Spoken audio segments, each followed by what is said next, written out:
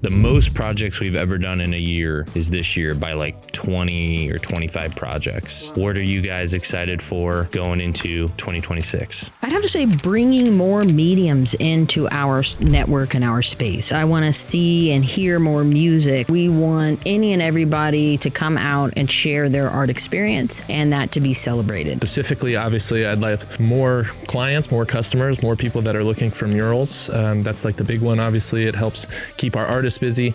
Number two, I would on that note, I would love more artists to come into this Graffiti Park family. Something we also did this year and more than any other year is really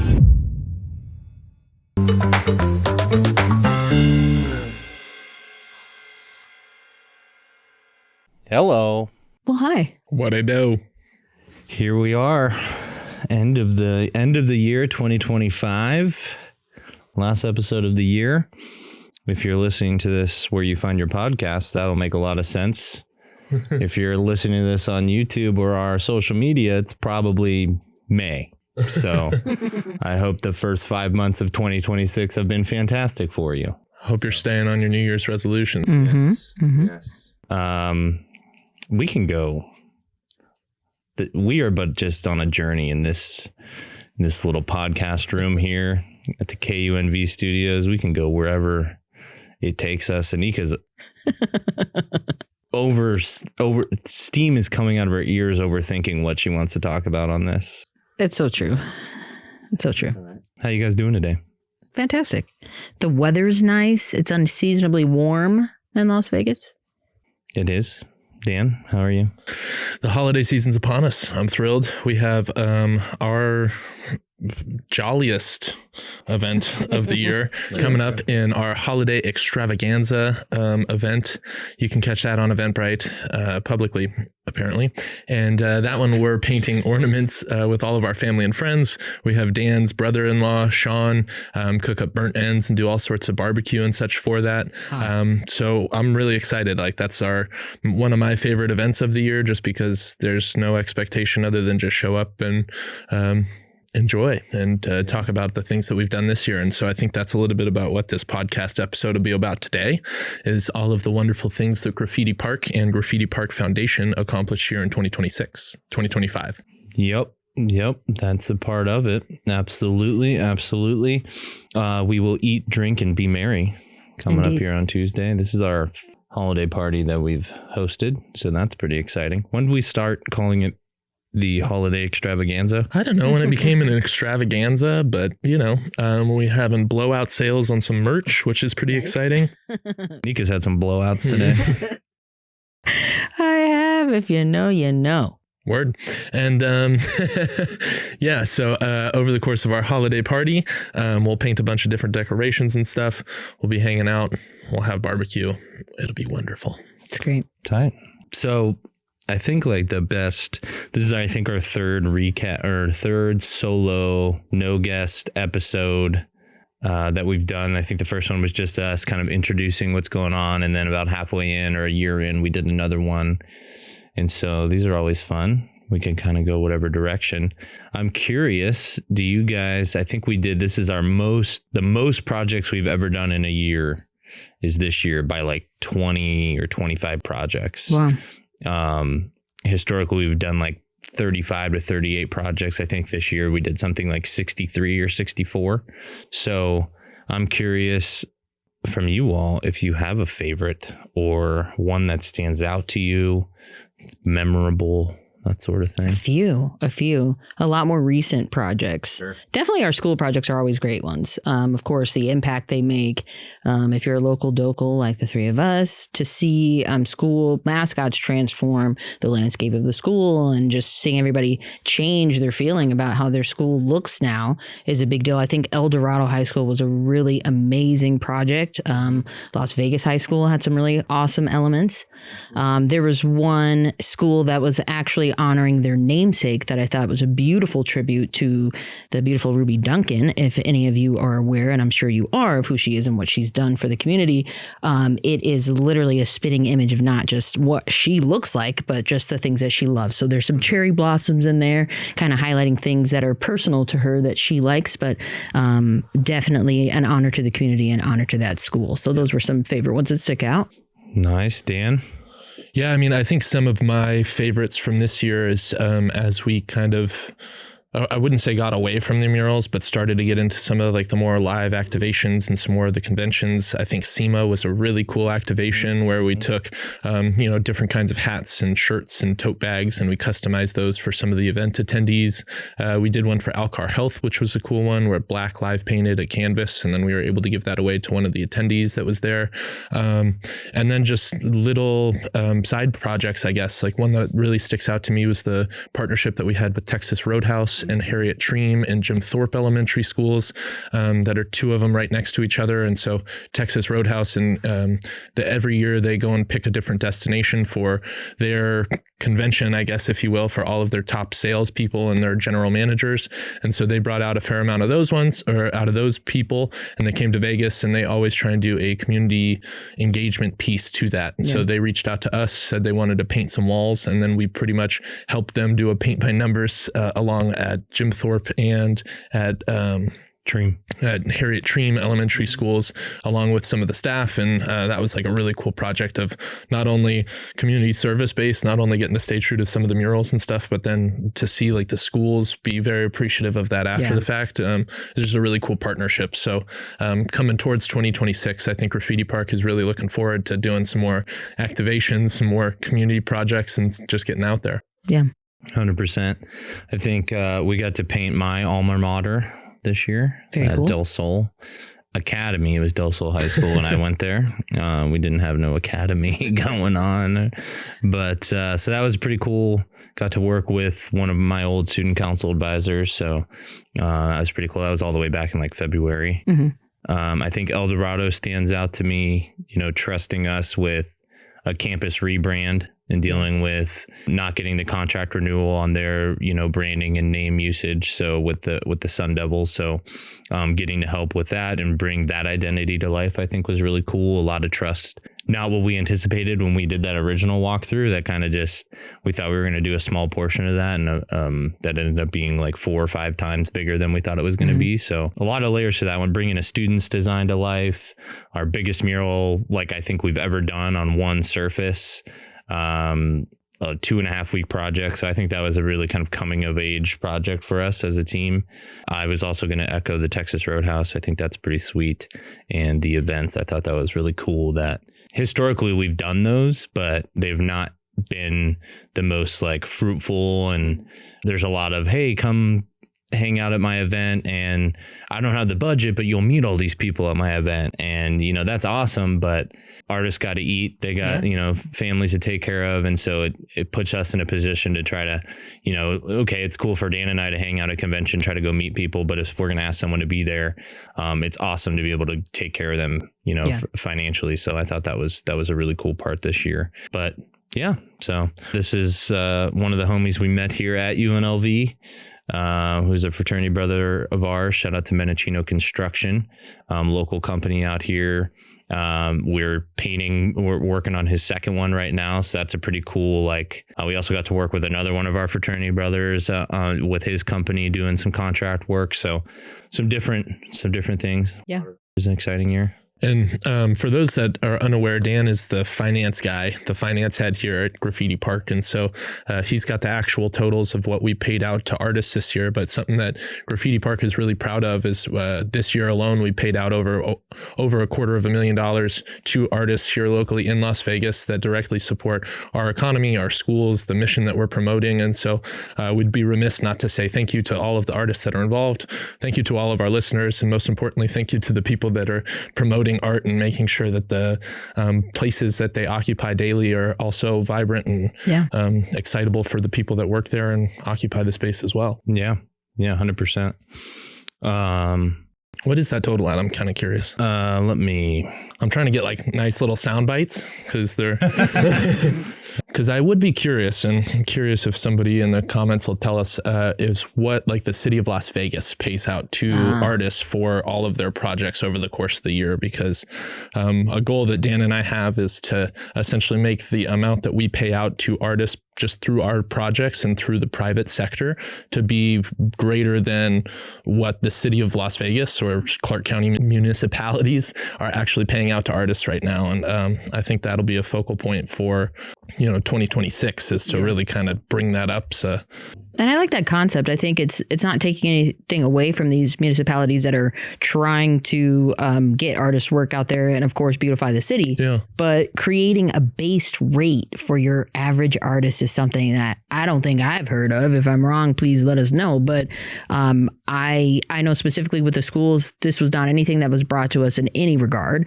No one looking to beautify the school, at least at that level, while also opening an artist's portfolio basically to the world while, doing this other thing at the same time. So I don't know. I would like to see how these art careers change because of the work that we've done in the last couple of years and how artists view themselves as both artists and a career-based, job. Yeah. Yeah. And going into it now, at the 6th year, we're in this interesting paradigm, I guess, is where there are coming up to where there could be kids that have seen us in their elementary school. They saw us at their middle school. They saw us at the high school. And then to see kind of okay, do they have an art career coming out of that? Or do they have interest in maybe interning at some point? Or I'm waiting for that day because I know that'll just be something so fulfilling for us. So I do have the number. It's to the tune of $265,000 paid out to I don't have the exact number of how many artists, and it includes content creators and other folks that have helped us create that. Bulk of that 265 are direct to artist payments. And so yeah, I think, that is, as it should be, the biggest portion of our operation, of our budget. We would not be who we are without our artist community. And that's why that's, so important to us. And I think, adding up over the last 6 years, it's knocking on $1 million paid to artists in 6 years. And so going from using some stimulus checks and some personal savings to pay for paint to get people to come out, to pretty much 5 years later being able to pay out over $250,000 to artists, I think we'd be remiss not to hang our hat on that, but also recognize we stand on the shoulders of the artist community that goes to our events, that shows up, does the renders, deals with the different clients. Shout out to our project manager, Mr. Dominic Merton. Those projects don't happen without him. He's at every one of those, barring a Broncos game. But yeah, so, it's been looking at, I hadn't even conceived, I am the finance guy, but I haven't even looked at that specific number. So that's I'm proud of that. Yeah. Kind of in that same vein, something we also did this year and more than any other year is really found our own when it comes to the Graffiti Park Foundation, which is technically what Graffiti Park Radio is, one of our programs for the foundation. Absolutely. Our mission with the foundation is to progress, protect, and promote local artists through a variety of things. I won't give you the whole mission statement, but it's that triple P, the triple threat. And this is a big portion of that promote piece, is giving them a voice, giving them a platform. And so I think we've had 17 guests or 16, maybe 16 or 17 guests over the last 18 months of doing this here. That's been awesome. Most of them, this is their very first podcast. So getting them to dust those cobwebs off and feel comfortable with us, I think that's been awesome. On top of that, we completed 6 art and action programs with the Boys and Girls Club this year, culminating to installing 6 murals at those individual clubs. So we've done 7 total, and then we plan to, there's 13 clubs in Southern Nevada. And so if you think about Southern Nevada as the largest market for Boys and Girls Clubs in the state of Nevada, I don't know exactly how many the up north has, but that being said, we're by the end of 2026, and by the time you're watching this, we'll be much closer to 100% of the Southern Nevada market for Boys and Girls Club will have participated in a Graffiti Park Foundation program. That just makes me very excited for those teens that get to participate and for our nonprofit to kind of grow into that. And so And just really giving young artists the opportunity to create that voice for themselves. Of course, the workforce development aspect of it, but just being able to give life to the voice, to the lifestyle, to the need base, to every experience that each child has gone through. It's reflected in these murals, whether it's really just a cool taco and like a dragon, whatever Mings did at the last Clubhouse. It's really just them being able to express the things that they like and the things they love without criticism, without anyone saying that it's not good enough or it being graded on a certain scale. Just them being able to contribute, them being able to collaborate, them being able to see that come to fruition is huge. Yeah. I like the taco. I thought it was pretty tight. Well, and for those of our viewers that are just listening or waiting to watch in, I know that for our podcast, we'll throw them in, but which of the Boys and Girls Club have we executed murals at for art and action programs? We got starting going from the top. Last year we did the lead Clubhouse, kind of in collaboration with Gone, but we're going to go back to Gone, give them their own. Kish Clubhouse, James Clubhouse, and Reynolds Clubhouse. We did the Southern Highlands Clubhouse, Engelstead Clubhouse, and then most recently the Downtown Clubhouse, which is pretty cool because the Downtown Clubhouse is where we started our relationship with the Boys and Girls Club.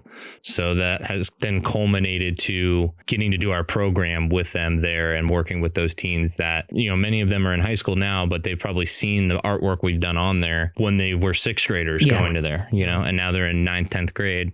So that's pretty sweet. So it'll be really cool is if you're listening and you want to see those projects, they're on our website. If not, when you're watching this on YouTube, we'll pull up the videos or the pictures of them so that you can kind of see some of the progressions. And it's really important to note that Downtown Clubhouse, kind of where we started at and now where we just did the most recent art and action program at, is that clubhouse struggled significantly with graffiti on the outside of that building. And so through one of these Graffiti Park Foundation or through Graffiti Park, we were able to paint the outside of that clubhouse. And in the 4 years, it's only been tagged up one time, I guess now 2 times. I stand corrected. It's kind of tagged up right now. But and so I think that's just a testament to once there is art on these walls, is that the idea of creating graffiti on top of them or the idea of trashing these murals, there's like almost an honor amongst thieves, is that the graffiti artists don't want to go over pieces that muralists have spent time and done. And so I think that's also a testament to what the foundation is doing and these art and action programs, is it's giving these kids an opportunity to take a little bit more pride in their clubhouses. Like after it's the teens that got to design it, got to install it. And so as a result, I think they're the ones that'll almost police some of them younger kids to say, no, don't touch that wall. Don't, which is cool. 100%. All right, so we did art and action, Graffiti Park Radio. Another pillar for the foundation that we did really good on this year, I would say, is some of our school partnerships with CCSD. Absolutely. Yeah. That's been a wild year. Does anybody want to talk about that? Explain a little bit more to our guests. Our Adopt a School program. That is a great partnership. We're usually talking about our clubhouse and our clubhouses at the Boys and Girls Club and connecting with students outside of the school district. But this one is really cool in the sense that kids are choosing to come to these events after school, or not necessarily events, but kids are given the opportunity to really choose this. And with that alone, we're already grateful that you want to be there, but then you're expressing so much more when you made this choice. And then we're teaching you things that you have never seen before. So unique canvases like the rubber duckies and the cool spray cans and things like that. They're seeing that your average canvas is not the only canvas. They're seeing that their creativity can go far beyond, just not just the classroom, not just their own ideas, but one that's collaborative that they can do together. So that was a really cool one. I only sat in maybe 2, but that one was really cool. Yeah. And a great partnership that we'll most likely bring back at that school this year. Yeah, CCSD's community engagement, like partnership office, they have a really cool Adopt a School program in general that nonprofits, for-profits can work with. And so, and that relationship can look however makes the most sense. Like you can donate time, you can donate school supplies. In our case, we've kind of combine all those things. And so for 2025 specifically, but during the 24-25 school year, we worked with Del Webb Middle School, and we did after school programming once a month. It was kind of like Graffiti Park Club. So that was fun, having like the same 15 to 25 kids come every month and be excited. And like you're saying, opt in to that. You know, that's not mandated. That's not during the school day. Like they're opting into it to participate in that. So that was an awesome relationship. And then also through that, we worked with their art teacher, shout out to Miss White, where we got to come in once a quarter and teach a workshop to all of her 6 classes throughout the day. And so also shout out to Miss Becca Goodman, Miss Becca Goodman. And she helped me immensely out with those 2. And so we did a variety of classes there. And so that was a lot of fun to, like you said, expand our programming outside of Boys and Girls Club. But that's we got a lot of fun. So that's like 2025. Yeah. Before we finish that, I guess we'll let our viewers in on this. I'm sitting here with the executive director and our director of development for the Graffiti Park Foundation. And so something I was really excited about, and one of my favorite things I think that we did this year for Graffiti Park was we had our first initial board member meeting, I guess. And Dan has done a great job in the last couple of months in compiling an executive board, or a board of directors rather, for the Graffiti Park Foundation. And so through that, he's been compiling lists of names of what we consider industry leading experts in some of the main different categories. And all of this is with intention to bring some of the smartest minds together to think, how can we progress this as a unit? How can we start to fundraise a little bit better? And more importantly, how can we partner together with like the city of Las Vegas, with our actual community, with getting everybody involved to make this park somewhere where everybody can come and enjoy for free, and where we don't have to charge admission prices per head, and where people are able to spend their money on the activations and at the actual artists that are involved in Graffiti Park. And so, Dan, would you tell us a little bit about what that experience was like, where the foundation is going, and Yeah, no, that's a good segue into kind of 2026, where we'll spend, the last portion of this episode kind of talking about. I mean, we can talk about whatever, but it sounds like a good idea. It has been one of the most rewarding things of my professional career, is assembling a board of directors, people I've looked up to for years. And for the record, as a nonprofit, we've always had a board of directors, but it didn't stand up to what we were trying to do. And so we had some good recommendations, some good advice to revamp that and bring on some good people. And so that's kind of tasked with doing that. And so, we have 5 fantastic board members that are serving in our inaugural board. Dan is one of them. Miss Caitlin Seville, who you guys got to meet last episode, she is one of our board members. Eddie Rivera, who does some work out here at UNLV and in the community. Alex Bernal, our Clark County's finest, over working with the gang intervention unit. And Miss Kim Stone, who's near and dear to my heart, and is kind of serving as our financial accounting piece to that puzzle. And so with these individuals, as Dan mentioned, like the whole goal is to make sure that, all these programs we're talking about, the direction we're taking the foundation and trying to raise money, apply for grants, do all these things. We're getting the best advice we can. We're not making decisions in an echo chamber. We're asking strategic questions and making sure we're doing things. So to Dan's point, a year from now, 2 years from now, as we continue to scale and get closer to our original vision, which will then continue to update as we get closer, we're doing it the right way, and we're properly stewarding, and thank you to everyone who individually donated to the Graffiti Park Foundation this year. This is our best year for individual donors and corporate donors. And so shout out to the Gene Haas Foundation for a substantial grant that helped pay for all those programs. We had our biggest fundraiser of our existence earlier this year, where we raised over $5,000 through individual donations. And so thank you and shout out to all of those people that have helped along the way. And this board is going to help us make sure we're, doing right by those donations, and hopefully we keep getting them. But 2026, it's going to be a fun time. We're already got our next board meeting scheduled, and with some elections and budget stuff and all that good stuff. But I'm curious your guys' thoughts. You know, what are you looking forward to as we've kind of reflected on this year going into next year? I also want to say, before we go on to the next year, we got our own location this year. Yeah. We got our own office space. Huge, you know, projects aside, I think the biggest milestone of the Graffiti Park career and timeline is having a place to call our own. So as we have our last little 5 minutes here, what are you guys excited for going into 2026? I'd have to say bringing more mediums into our network and our space. I want to see and hear more music. I want to talk to more content creators. We want any and everybody to come out and share their art experience and that to be celebrated. I know that oftentimes we stand on the shoulders of those who did this before us, but even those who did it before us that weren't paid and weren't celebrated. So I think today, moving forward, for every individual that did their hardest work to get the culture's voices out there and heard, I think it's our duty to make sure we celebrate people today who walk in those same footsteps, who were influenced by the past. I think it's our opportunity now to maybe highlight those people in so many different ways, so many different mediums. So artists of all kinds, reach out. We're ready for you. Nice. Dan's like, are we? I'm like, let me check the number. I got 4. 3 of them are for Graffiti Park. One of them is for Graffiti Park Foundation. So for 2026 for Graffiti Park, specifically, obviously, I'd like more clients, more customers, more people that are looking for murals. That's like the big one. Obviously, it helps keep our artists busy.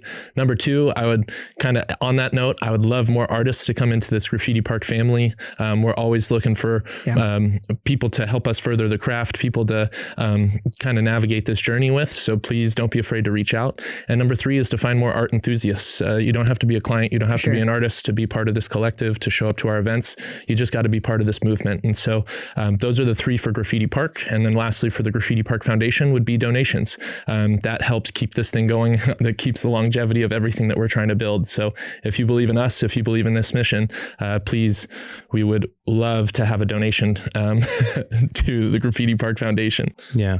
If you are interested and you solely based on your own volition make that decision, of course. Of course. But yeah, I mean, 501c3 nonprofit, lots of fun, exciting things. Who else haven't we shouted out? Yeah, last episode of the year. Shout out to Sean McGuire. Sean McGuire, thank you so much. He's making us look good. My photos are a little questionable, but I think that's my fault. KNUV, thank you very, very much. KUNV. To KNUV, Wesley Knight, Mr. Westerfer, Dr. Ashton Ridley. Dr. Ashton Ridley, thank you very, very much for the opportunity. Anybody else? Shout out Kelly Bolgatz and the CAI team for keeping us honest.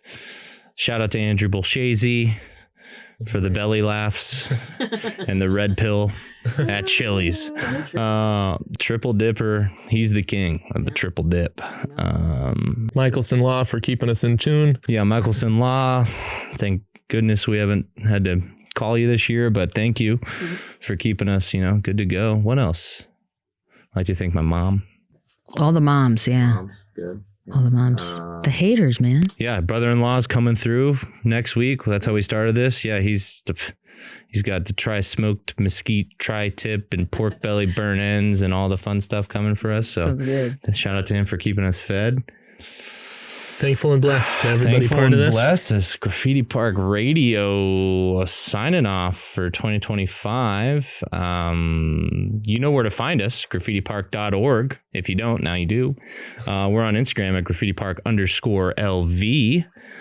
Reach out if you're an artist. We'll get you plugged in. If you just like art, come and say hi. I think that's it. Anything else? Cap it. 2025, signing out. Now. I hate it.